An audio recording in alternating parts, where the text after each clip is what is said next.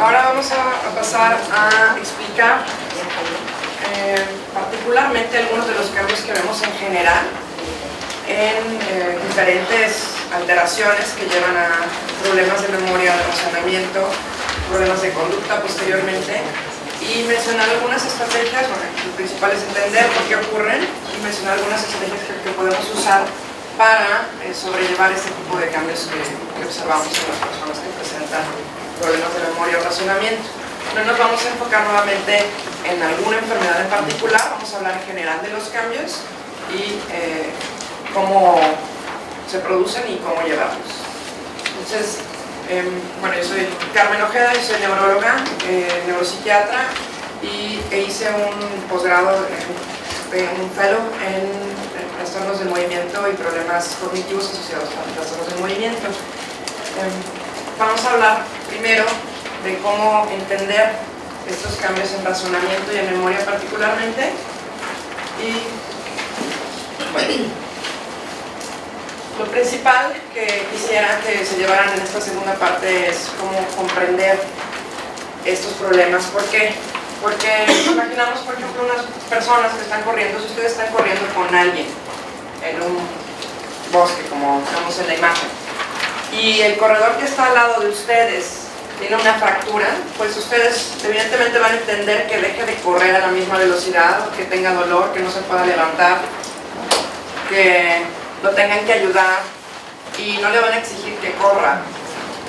Se van a detener y van a esperar a que esa fractura se resuelva. Probablemente un esguince sea algo un poquito más difícil de entender, ¿no? Podemos ver que no está rota la pierna, pero a lo mejor hay un poco de inflamación y la persona tiene dolor. Si vemos otras enfermedades, por ejemplo una falla cardíaca, pues inicialmente una persona con falla cardíaca puede empezar con falta de aire y puede cansarse al correr, y nosotros no entenderlo tan bien hasta que nos lo explican. Pero ya que nosotros entendemos que es una enfermedad del corazón, pues decimos, bueno, esto es algo físico que está ocasionando que mi papá, mi pareja, ya no pueda correr de la misma forma, nos está cansando. Igualmente una falla pulmonar, ¿no? A lo mejor igual empieza con una falta de aire, se fatiga más fácil, aguanta menos corriendo, pero lo entendemos. Pero ¿qué pasa cuando de repente nos dicen, bueno, es que ya no puede correr esta persona que ha estado corriendo a tu lado todo el tiempo porque se le olvidó cómo caminar? Y uno dice, pero yo lo veo físicamente bien. Físicamente está íntegro, es una persona completamente sana, incluso su corazón y su pulmón están bien. ¿Qué es lo que está pasando? Resulta muchas veces más difícil comprender, por eso, los problemas de memoria y de razonamiento, los problemas cognitivos, porque vemos que la persona que está a nuestro lado, pues probablemente haya sido muy sana, o pues a lo mejor tiene algunos problemas, pero nada que se note, evidente, que explique qué es lo que le está pasando. Y muchas veces incluso los médicos acabamos diciendo que los estudios de resonancia son normales, no se ven infartos, no se ven tumores, y eso todavía resulta en algo un poco más complejo de comprender. Entonces, esa es la idea de esta parte, el entender cuáles son las funciones cognitivas que les mencionaba el doctor Alberto hace unos momentos, ¿no? Ver que tenemos diferentes grupos de funciones cognitivas, explicar un poquito de cuáles son las áreas cerebrales que van a estar involucradas en esas funciones, y explicar qué es lo que pasa cuando esas regiones no funcionan adecuadamente.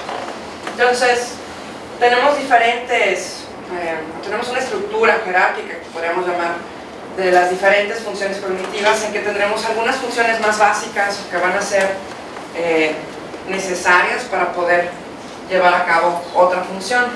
Por ejemplo, en el caso de la orientación, ¿no? Si uno llega a un lugar nuevo o cambia de un día a otro, pues necesita la memoria para poder recordar ese lugar nuevo y que pasó un día, ¿no? Entonces a veces es difícil encontrar, es difícil entender por qué otras funciones que a lo mejor no deberían de afectarse se afectan si se afecta la memoria. Bueno, vamos a ver, les voy a ir platicando un poquito de anatomía, algo muy básico. Vemos que el cerebro se divide, lo dividimos en dos mitades, dos hemisferios, y tenemos algunas regiones a las que llamamos lóbulos. Estas regiones son divisiones del cerebro que van a tener cada una diferentes funciones específicas. Hablamos de una región frontal, una región temporal, una parietal, una occipital. Aquí lo estamos viendo de lado. La nariz de la persona estaría hacia mí y tenemos entonces la región frontal, acá, la región parietal un poco más atrás, la temporal a un lado y la occipital en la parte de atrás. Cada pequeña región cerebral va a tener funciones particulares. Estas funciones van a estar radicadas, podríamos decir así, en la corteza, que es donde están la parte de afuera del cerebro y donde van a estar las células, las neuronas, que originan cada función, y esas regiones aparte se van a conectar entre sí por, podríamos llamarles cables, llamamos axones o sustancia blanca, por cómo se ve. Entonces a donde están las neuronas les llamamos sustancia gris y a las conexiones les llamamos sustancia blanca. Ahora, a veces tenemos problemas porque se altera la sustancia gris, se hace pequeñita, se pierde, pero también en ocasiones podemos tener alteraciones porque las conexiones se pierden. Una región cerebral no se puede comunicar con la otra y entonces no se puede llevar a cabo una función. Entonces, por ambas situaciones podemos tener problemas en las funciones cognitivas. Bueno, igualmente aquí lo estamos viendo en la parte del medio. También tenemos en la parte del medio del cerebro funciones importantes que ahorita vamos a ir mencionando. ¿Qué pasa en las demencias, en las enfermedades que ocasionan deterioro cognitivo? Diferentes cosas. Podemos tener demencias ocasionadas por lesiones específicas. Por ejemplo, infartos cerebrales, no le llega sangre a una parte del cerebro y entonces esa parte del cerebro se afecta, se muere y se pierden esas funciones de esa región.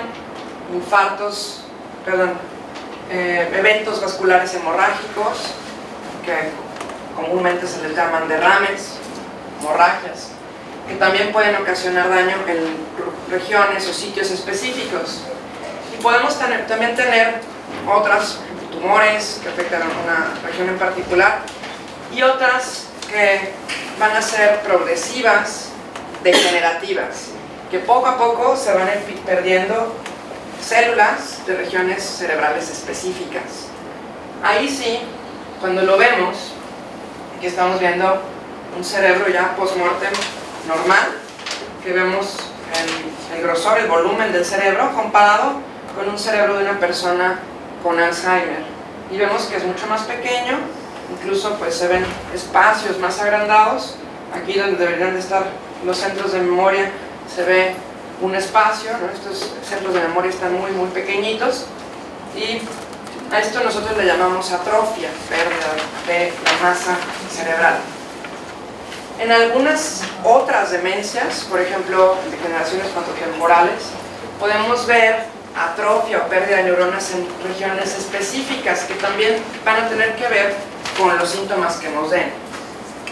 En las demencias frontotemporales lo que vamos a ver es una atrofia, pérdida de la masa cerebral de la parte de enfrente del cerebro y la lateral, ¿no? Frontal y el temporal. Entonces esto va a ocasionar que ese grupo de enfermedades tenga síntomas o manifestaciones distintas a las que tiene una persona con enfermedad de Alzheimer. Igual, por ejemplo, en el Parkinson se produce deterioro cognitivo de forma distinta al que se presenta en Alzheimer.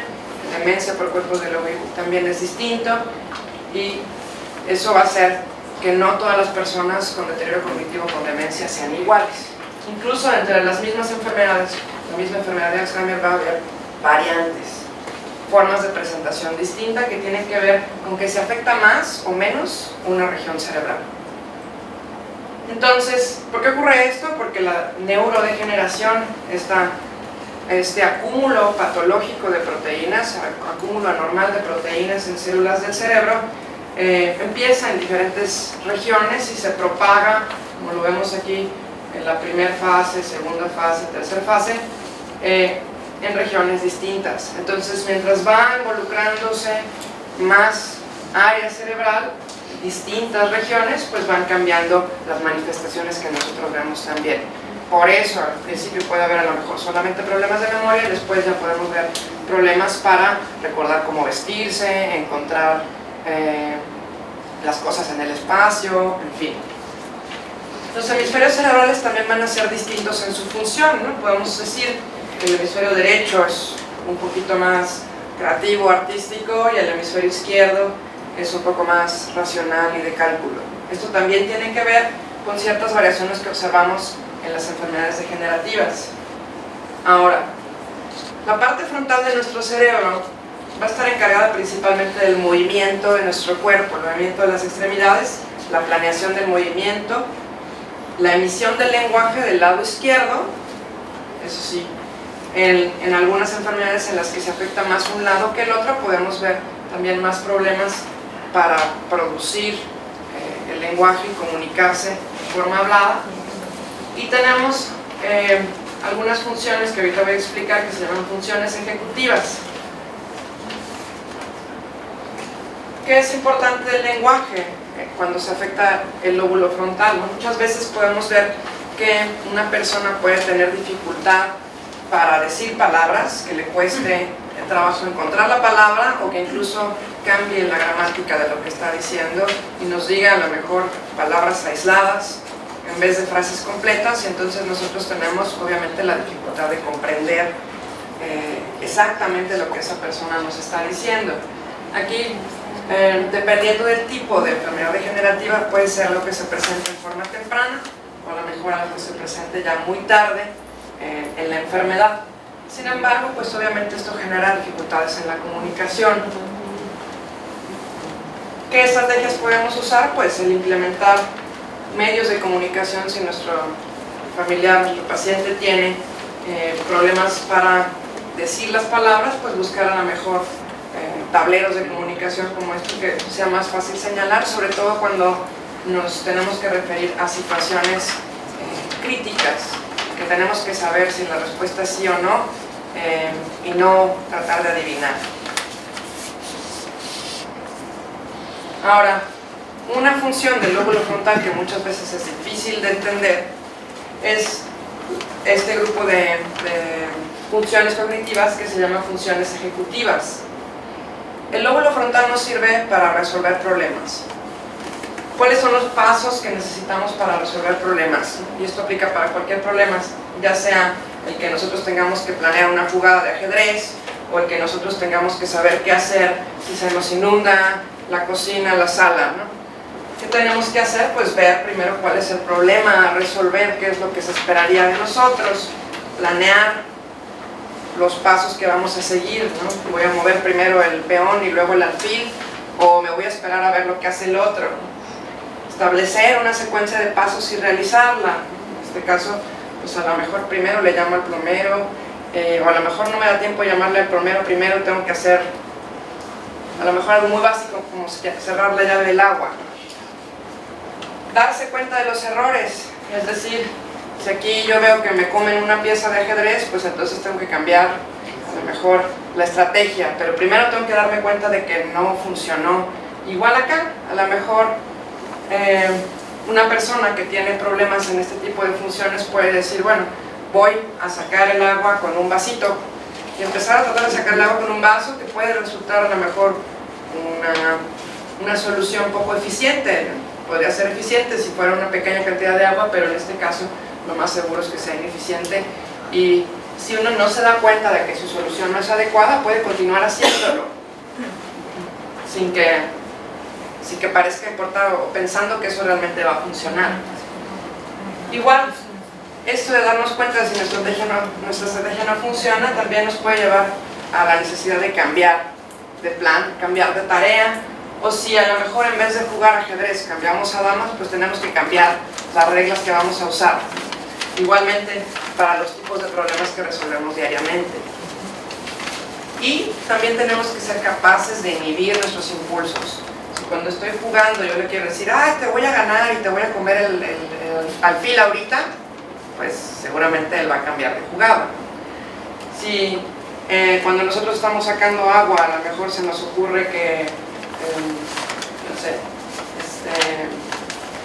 no le dimos de comer al perro que está en el jardín y nos salimos y lo hacemos por impulso, pues eso no va a funcionar. Entonces, todo este grupo de funciones se les llama funciones ejecutivas. ¿Qué pasa cuando alguien tiene alteraciones en esas funciones ejecutivas? Los problemas que pueden, a lo mejor, a simple vista, parecer sencillos, como, bueno, le llamo al plomero y cierro la llave, ¿no? Pueden resultar muy complejos para una persona que tiene estas alteraciones. Y se necesita entonces dividir los problemas en pasos. Si alguien tiene una alteración en funciones ejecutivas y le decimos, oye, hoy te toca arreglar tu cuarto, entonces esto se ve como una tarea gigante, tenemos que partirla, porque la persona no va a saber por dónde empezar. Pues, arreglo el cuarto, ¿y esto qué significa? Pues, ¿qué hago primero?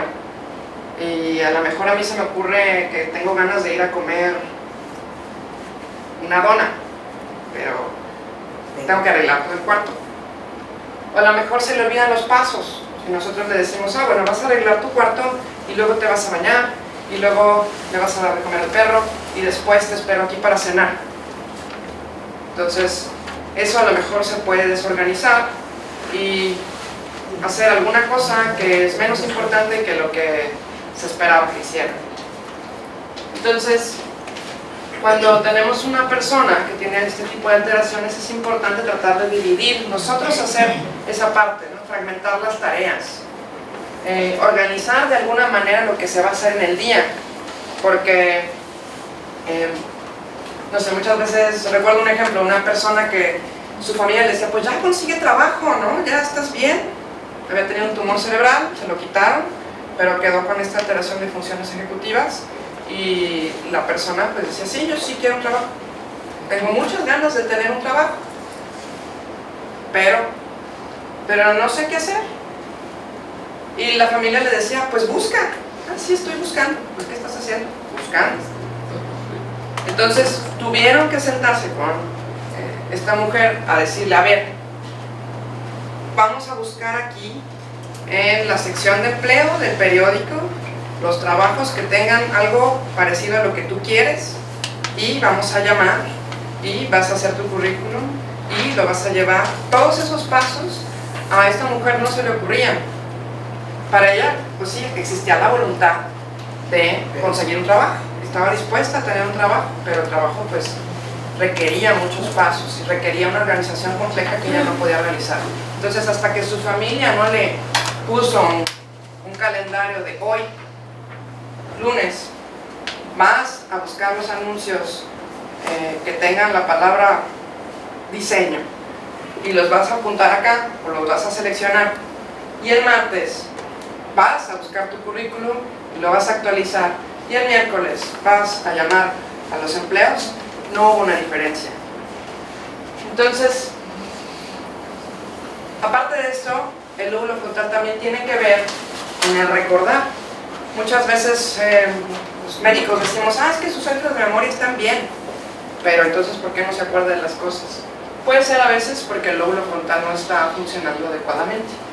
El lóbulo frontal se parece mucho a lo que es una persona que archiva documentos, un bibliotecario, podríamos decir, que va a dejar en un lugar y después a ir a buscar la información, ¿no? El lóbulo temporal, ahorita lo vamos a ver, es el que mete el archivo, pero si el bibliotecario no funciona bien, va a ser muy difícil encontrar la información. Entonces muchas veces pasa que estas personas tardan tiempo en recordar las cosas y les tenemos que ayudar, y no necesariamente quiere decir que el centro de memoria no esté bien. También funciona para mantener la información en un tiempo corto, lo que le llamamos memoria de trabajo. La memoria de trabajo es esta memoria que usamos cuando a lo mejor nos dicen un número de teléfono y lo tenemos que marcar inmediatamente en el celular. Retenemos el número rápidamente, lo marcamos y después se nos olvida. En las computadoras eso equivale a la memoria RAM, una memoria que almacena cosas y se borra y se está actualizando continuamente. También tenemos una memoria visual en la que nosotros nos podríamos imaginar que este carrito se mueve para acá.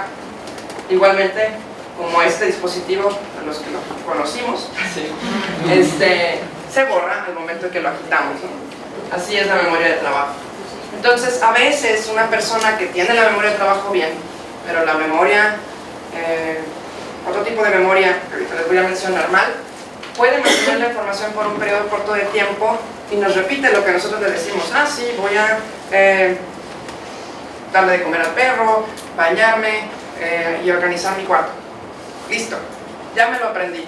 Nos lo repite inmediatamente usando esta memoria y al rato se olvida. Entonces, es importante en ese sentido distinguir diferentes tipos de memoria.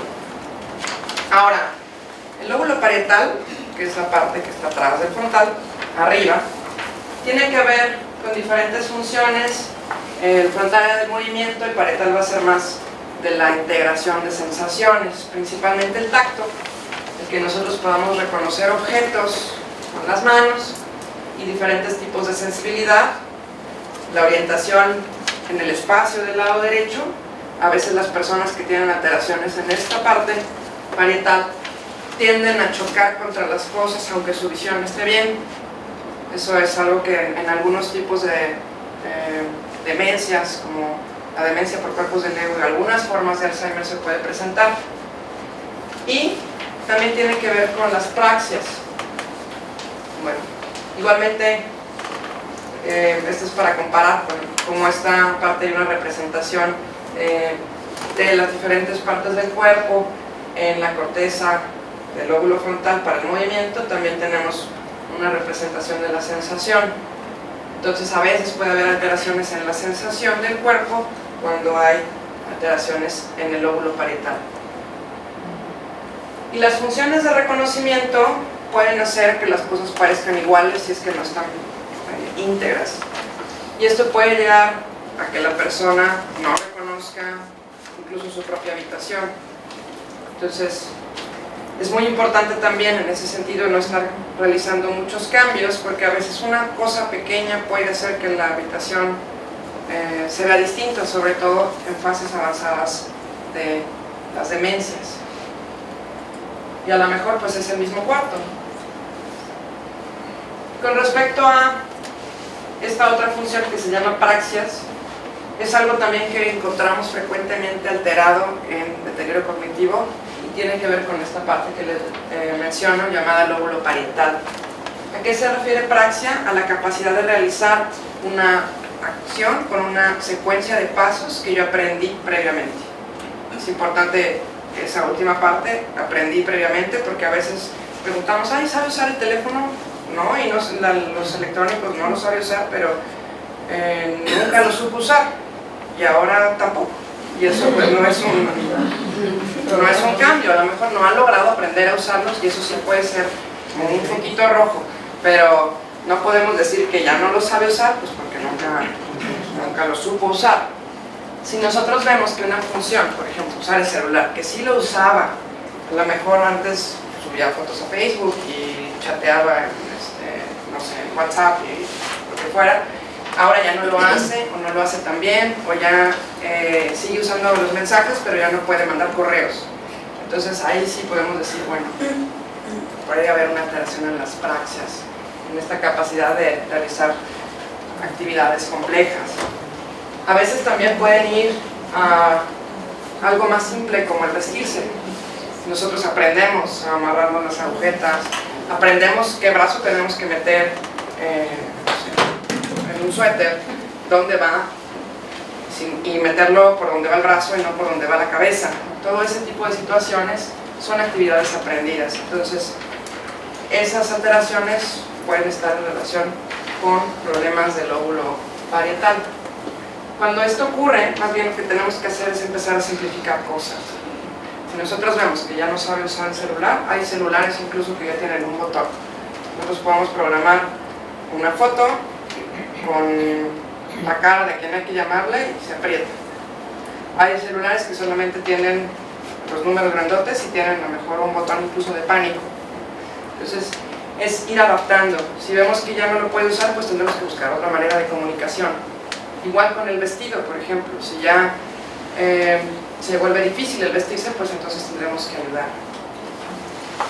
Y a lo mejor evitar zapatos con agujetas y buscar nada más zapatos con velcro.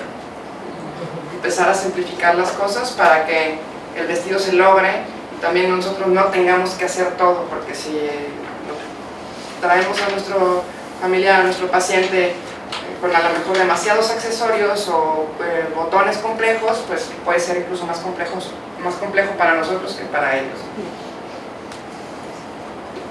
Ahora vamos al lóbulo temporal, que es esta parte lateral, en donde tenemos alteraciones, bueno, tenemos funciones de audición, reconocimiento de sonidos, comprensión del lenguaje y muy importantemente la memoria, y hay cierta diferencia de la memoria verbal, las palabras del lado izquierdo, y la memoria visual, las imágenes y el espacio del lado derecho. La memoria se va a almacenar en distintas regiones del cerebro, la podemos separar en una memoria que le llamamos semántica, que es nuestra memoria de conceptos, que es un perro. Hay diferentes razas de perro, diferentes tipos de perro, podemos ver un perro en un dibujo, y sabemos qué características va a tener el perro que lo distingue de otros animales. Esa es la memoria semántica. Esta memoria se guarda en la parte de los lados, parte lateral del temporal, y se guarda por mucho tiempo. Ahí es donde tenemos nuestra memoria a mayor, largo plazo. También aprendemos conceptos o cosas como quién es el presidente de México, que se celebra el 1 de mayo, incluso información de nosotros mismos como cuándo nací, cosas que no necesariamente recordamos como una experiencia al nacer, pero sabemos porque aprendimos como un concepto, como un hecho.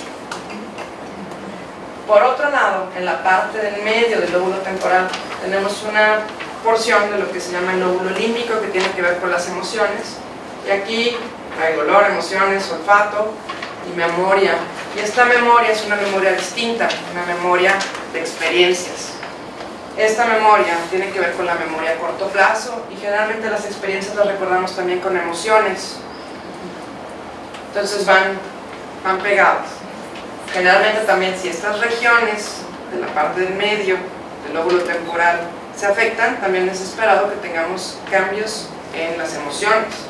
Puede haber depresión, puede haber ansiedad, puede haber diferentes cambios en la forma de ser de la persona, porque estos, pues en fin de cuentas, son circuitos y están conectados. Y eso es esta porción que vemos aquí en azul. Tenemos también por otro lado una memoria inconsciente que nos ayuda a hacer comportamientos de manera automática, como el conducir, como el tocar el piano o cualquier otro instrumento, el adquirir una habilidad, por ejemplo, encestar una pelota en una canasta. Mientras más lo repetimos, más precisamente lo hacemos. Y esta memoria está en otro lado completamente. Aquí la vemos en centros inconscientes en verde, que tiene que ver con el control motor, los núcleos de la base y el cerebelo. Estos son centros de coordinación y control de movimiento completamente lejos de la corteza cerebral. Entonces, a veces una persona puede tener todavía muy buenas habilidades de coordinación motriz y tener alteraciones en la memoria. O igual, si la persona tiene alteraciones en esta región del hipocampo, tener dificultad para acordarse de cosas que pasan o detalles de los eventos que viven, y sobre todo memoria reciente, pero saberse perfectamente todo lo que aprendió en la carrera, o en la maestría, o el doctorado, y no acordarse de lo que comió ayer. Entonces, eso es porque hay una diferencia en los tipos de memoria. Y también muchas veces pues, las personas no recuerdan, no se dan cuenta que tienen estos problemas de memoria. Entonces, ¿qué pasa cuando uno, por ejemplo, el caso típico es si uno pierde un objeto que a lo mejor trae en la mano y lo deja en un lugar, tiene una imagen mental de dónde estaba ese objeto, va a estar completamente seguro de que ahí estaba. Yo dejé mi celular ahí, y lo recuerdo mentalmente ahí, y a lo mejor no está ahí, está en la silla, pero mi imagen mental es esa. O si la información se borró, entonces yo voy a buscar la última imagen mental que tuve a lo mejor de mi teléfono y estaba guardado en otro lado, y eso es lo que encuentro. Y como mi cerebro funciona, lo que yo recuerdo está bien, pues voy a estar segura completamente de que el celular estaba en otro lado. Y nadie me va a convencer de lo contrario. Eso pasa mucho, en Alzheimer sobre todo, en que una persona recuerda mal las cosas como pasan. Recuerda que algo estaba en un lugar y a lo mejor estaba en un sitio distinto, o que a lo mejor me dijeron algo que yo tenía que hacer y en realidad me dijeron otra cosa. Y muchas veces las personas incluso tienen baja la introspección, es decir, no se dan cuenta de sus propios errores y no se dan cuenta de sus propios déficits. Entonces, esa persona aparte, pues, a lo mejor no cree que tenga un problema de memoria, y va a ser todavía más difícil convencer que el celular lo dejaron en otro lugar. Otras cosas que se alteran por problemas en el lóbulo temporal es la percepción del tiempo. Podemos tener confusión en intervalos de tiempo y ahí va a ser importante también establecer estrategias. Tener un calendario, señalar en qué día estamos hoy, tener pues ayudas visuales, relojes, en fin, para que la percepción del tiempo se pueda mantener lo más posible. Y ya finalmente el lóbulo occipital tiene funciones visuales. Estas rara vez las vamos a ver alteradas en enfermedades degenerativas, pero a veces en enfermedades particulares, sobre todo en el deterioro cognitivo, la demencia asociada a la enfermedad de Parkinson y la demencia por cuerpos de Lewy, podemos ver alteraciones en la percepción de la visual, con confusión de las cosas que están, por ejemplo, sombras, pensar que parecen personas, ilusión de movimiento, ¿no? Que parece que los automóviles se están moviendo en la calle aunque estén estacionados, incluso alucinaciones que vean cosas en donde no están. Y también podemos tener algunas fluctuaciones o variaciones dentro de todas estas funciones cognitivas que les estoy mencionando. Hay variaciones normales, no todos los días, incluso cualquier persona, pues no todos los días nos concentramos igual, no todos los días nos acordamos igual de las cosas. Entonces una persona con demencia tampoco va a tener todos los días las mismas alteraciones. Puede haber pequeñas variaciones de momento a momento, de día a día. Hay variaciones, por ejemplo, típicamente en el atardecer, hacia la noche, en Alzheimer, lo que le llamamos sundowning o efecto de atardecer. Y clásicamente hay variaciones día a día, hora a hora, a veces minuto a minuto, en estas dos enfermedades, en demencia por cuerpos de Lewy y enfermedad de Parkinson, deterioro cognitivo. Entonces eso es parte de lo esperado en la enfermedad.